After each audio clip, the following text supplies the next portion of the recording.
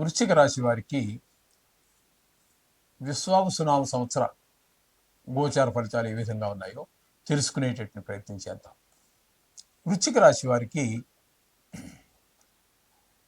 శని భగవానుడు 17వ తారీఖు ఏప్రిల్ నెల, అంటే కేవలం 17 రోజులు మాత్రమే శని భగవానుడు అష్టమ శనిగా కొంచెం హింసిస్తూ ఉన్నాడు.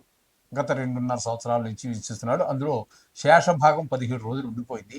అది ఏప్రిల్ 17 వరకు మాత్రం కొంచెం బాధించే అవకాశం ఉంది. ఆ తదుపరి పంచమ స్థానంలో అయినటువంటి మీనంలో ప్రవేశిస్తూ ఉన్నారు. అక్కడికి వెళ్ళా కూడా ఆయన ఇబ్బంది పెట్టేది లేదు, కానీ మీకు అనుకూలమైన ఫలితాలు ఇచ్చేది లేదు. కానీ అర్ధాష్టమ శనిలో బాధించినంత బాధ పెట్టాడు, అంతవరకు మనం చెప్పుకోవచ్చు శని భగవానుడి గురించి. ఇంకేమైనా పెట్టదలుచుకుంటే సంతానానికి సంబంధించినటువంటి విషయాల్లో కొన్ని ఇబ్బందులు పెట్టవచ్చు. ఇకపోతే రాహుగ్రహ సంచారం తీసుకున్నట్టయితే ఇక్కడ వృశ్చిక రాశి వారికి పంచమ స్థానం నుంచి అక్కడ పంచమ స్థానంలో ఒక నెల 15 రోజులు, నెల 16 రోజులు అక్కడ ఉంటారు.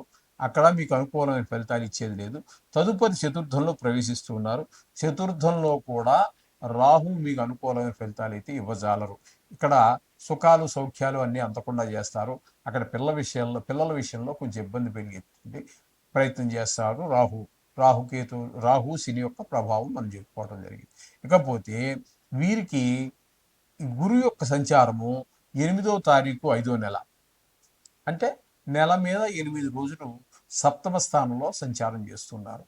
ఈ సమయంలో అనుకూలత కుదిరితే గట్టిగా ప్రయత్నం ఎవరైతే చేస్తూ ఉన్నారో వారికి వివాహం నిశ్చయమవడం కానీ, లేదా పెళ్లి కుదరటం కానీ, తాంబూలాలు తీసుకోవటం కానీ, కొంతమందికి వివాహం అయిపోయేటువంటి అవకాశం కూడా ఖచ్చితంగా గోచరిస్తూ ఉన్నది. అది దాటితే మళ్ళీ గురుబలం తగ్గుతోంది. మిగతా గ్రహాల వల్ల కావచ్చు అనుకోండి, కానీ ముఖ్యంగా కావాల్సిన గురుబలం. కాబట్టి గురుబలం వృశ్చిక రాశి వారికి ఈ నెల 15 నెల మీద 8 రోజులు వదిలేస్తే కొంచెం ఇబ్బంది పెట్టేటటువంటి పరిస్థితి ఉంది. గురు బలం ఈ విధమైన ఫలితాలన్నీ అక్కడ కనిపిస్తూ ఉన్నాయి. ఇకపోతే దశమ ఏకాదశ స్థానాలలో కేతు యొక్క సంచారం జరుగుతోంది. దశమ స్థానంలో కేతు యొక్క సంచారం ఏంటంటే ఉద్యోగరీత్యా వ్యాపార రీత్యా ఇబ్బందులు కలిగించడం తప్పితే ఆయన అంతకు మించి చేసేటటువంటిది ఏమీ లేదు. దశమ స్థానంలో ఉండి కీడు చేయవలసిందే. ఏకాదశ స్థానంలో మాత్రం ఒక నెల మీద 15 రోజులు ఉంటారు. ఈ ఏకాదశ స్థానంలో నెల మీద 15 రోజులు మాత్రం మీకు ధనాదాయం బాగా చూపిస్తారు. అలాగే గుడి గోపురాలకు వెళ్ళే అవకాశం కల్పిస్తుంది. వ్యవహారం ఏదైనా మొదలు పెడితే అందులో మీరు విజయం సాధిస్తారు. అందులో మీ నైపుణ్యం కూడా ప్రదర్శితమవుతుంది. ఆయుర్దాయం బాగుంటుంది. ఈ విధమైన ఫలితాలన్నీ ఏకాదశ స్థానంలో, అంటే కన్యారాశిలో సంచారం చేసేటటువంటి నెల మీద 16 రోజులు మాత్రం ఈ విధమైన ఫలితాలు ఇస్తారు. దశమంలోకి సహజ వక్రగతి కాబట్టి దశమంలో ప్రవేశించిన తర్వాత ఆయన శుభ ఫలితాలు అయితే ఇవ్వజాలడు. అంచేత ఈ విధమైన ఫలితాలు. ఇక చిన్న చితక గ్రహాలు అంటే తక్కువ అంచనా వేయదండి. తక్కువ కాలంలోనే రాశి నుంచి రాశికి మారేటటువంటి గ్రహాల గురించి ఇందులో ప్రస్తావన లేదు.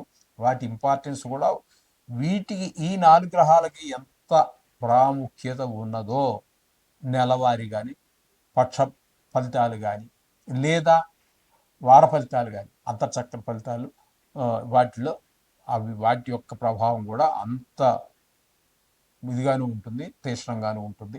ఇది తీసి పక్కన పెట్టడానికి లేదు. అంచేత ప్రతిరోజు కూడా నవగ్రహాల్ని మీరు పూజలో ఒక 2 నిమిషాలు కేటాయించుకోండి.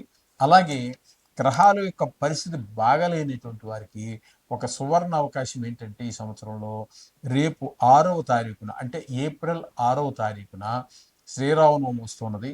ఆ శ్రీరామనవమికి పెళ్లి కావలసిన వారు, సంతానం కావలసిన వారు, ఉద్యోగార్థులు, ఎవరికి ఏ కోరికలున్నా ఆ శ్రీరామనవమి రోజున ఆ సీతారాముల వారి కళ్యాణం దగ్గర ఉండి చూడండి. వారిచ్చేటువంటి తీర్థప్రసాదాలు స్వీకరించండి. వారు సీతారాములకి తలంబ్రాలను పోస్తారు. ఆ తలంబ్రాల్ని అక్షతలుగా స్వీకరించి శిరస్సును వేసుకోండి. ఇంకా కొంచెం ఎక్కువ మీకు లభ్యమైతే చిన్న మూట కట్టి పరసలోనో కొంచెము పసుపు గుడ్డలో కట్టుకొని బీరువాలో కూడా చిన్న మూట కట్టుకొని అక్కడ పెట్టుకోండి. మీ అదృష్టం కొద్దీ మంచి ముత్యాలు ఏమైనా దొరుకుతాయి. చాలామందికి దొరికాయి, నాకు కూడా చాలానే దొరికాయి. అలాగే ఏదైనా దొరికితే వాటిని కూడా మీరు ఉంగరంలో పెట్టుకోవటమో, లేకపోతే ఆడవారు మంగళసూత్రం కట్టుకుంటారు కదా, దాంట్లో కట్టుకోవటమో చేయండి.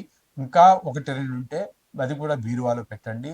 చాలా శుభప్రదమైనటువంటి ఫలితాలన్నీ ఈ నవగ్రహాలకు సంబంధించినటువంటి ఈ దోషాలు పోవటమే కాకుండా చాలా శుభప్రదమైనటువంటి ఫలితాలు పొందగలుగుతారు.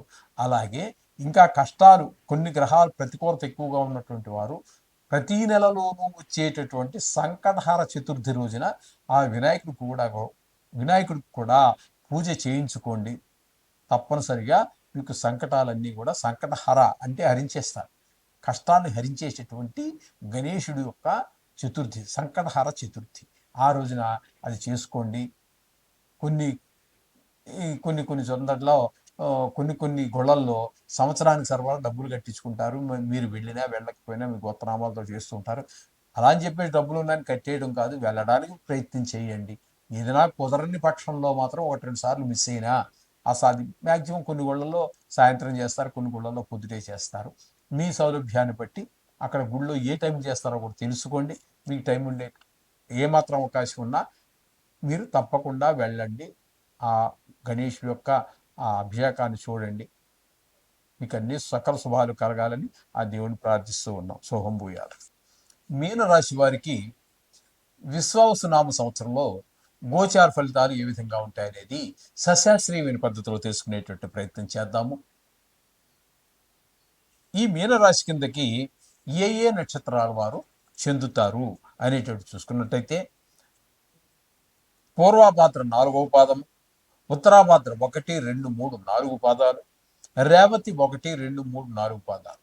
ఈ 9 పాదాలు, ఈ 3 నక్షత్రాలు కలిపి మీనరాశికి చెందిన వారు అవుతారు. ఇక్కడ వీరికి ఆదాయ వ్యయాలు చూసుకున్నట్టయితే ఆదాయం 5, వ్యయం కూడా 5 ఉంది. అంచేత పెద్ద సమస్య అంటే మనం ధనరీత్యా తీసుకున్నా సరే, మనం ఇందాక చెప్పుకున్నట్టుగా ఇక్కడ ఇది ఆరోగ్యానికి సంబంధించిందని చెప్పేసి ఒక శాస్త్రవచనం ఉన్నది, అది కూడా చెప్పడం జరిగింది. ఆ విధంగా తీసుకున్నా కూడా ఇక్కడ మనకి ఆరోగ్య విషయంలోన అది ఆదాయము వ్యయం కూడా సమానంగా ఉండడం ద్వారా మనకి పెద్ద సమస్య ఏమి కాదు. ఇకపోతే గౌరవము 3, అగౌరవం 1. అంచేది ఇది కూడా పర్వాలేదు. ఈ విధంగా 2 చక్కగానే ఉన్నట్టుగానే మనం భావించుకోవాలి. ఇకపోతే ఈ రాసుల ద్వారా వచ్చేటటువంటి ఫలితాలు ఏ విధంగా ఉంటాయి అనేది చూసుకున్నట్టయితే మీన రాశి వారికి జన్మంలోనే వీరు కూడా ఏళ్ళనాటి శని కిందకే వస్తారు. శని ప్రవేశం జరుగుతున్నది. ఎప్పుడంటే శని భగవానుడు 17వ తారీఖు ఏప్రిల్ నెల అంతా కూడా, అంటే నెల అంతా కాదు, 17వ తారీఖు వరకు వ్యయంలో ఉన్నారు. అక్కడ నుంచి ఆయన రుజు మార్గంలో పయనించి మీనంలో చేస్తూ ఉన్నారు. అందుచేత ఏళ్ళనాటి శని ప్రభావం ఇక్కడ వ్యయంలోనూ ఉన్న అదే ప్రభావం, ఏళ్ళనాటి శని ప్రభావమే జన్మంలోకి వచ్చిన అదే ప్రభావం. తద్వారా బాగా బద్ధకము, ఏ పని చెయ్యాలన్నా కూడా హుషారు లేకపోవటము, ప్రయత్నం చేసినా ఏ పని ముందుకు వెళ్ళకపోవటము, అలాగే ఆలోచన ధోరణిలో మార్పులు, అంటే నెగిటివ్ థాట్స్ ఎక్కువ వచ్చే అవకాశం, అంటే వ్యతిరేక భావాలు అవి, అలాగే ప్రవర్తనలో తేడా, ఇటువంటివన్నీ కూడా కొంచెం అనారోగ్య సమస్యలు, ఇవన్నీ కూడా బాగా ప్రకోపించేటటువంటి కాలంగా మనం చెప్పుకోవాలి శని భగవానుడి గురించి. ఇకపోతే రాహుగ్రహం కూడా మీన రాశిలో జన్మంలోనే ఉన్నది. ఇక్కడ ఎంతవరకు అంటే రాహు 16వ తారీఖు మే నెల వరకు అక్కడ ఉంటారు. ఆ తదుపరి వ్యయ స్థానంలోకి వస్తూ ఉన్నారు. అంటే ఆయన ఎప్పుడూ కూడా వక్రగతిలోనే సంచారం చేస్తూ ఉంటారు. కాబట్టి మీనంలోంచి కుంభంలోకి వెనక్కి వచ్చాడనమాట ఆయన. అక్కడ సంవత్సరంన్నర పాటు ఉంటారు.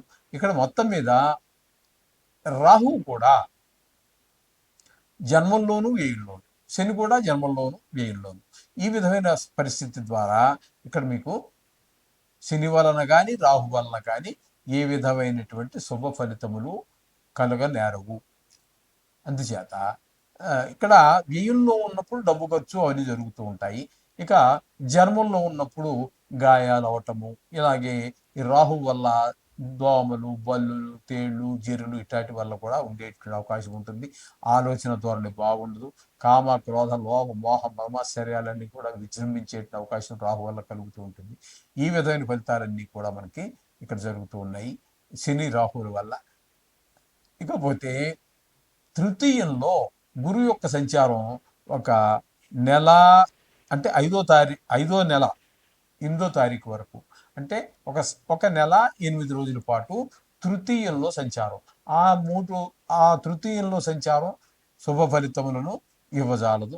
తదుపరి చతుర్థమైనటువంటి మిథునంలో ప్రవేశిస్తూ ఉన్నారు.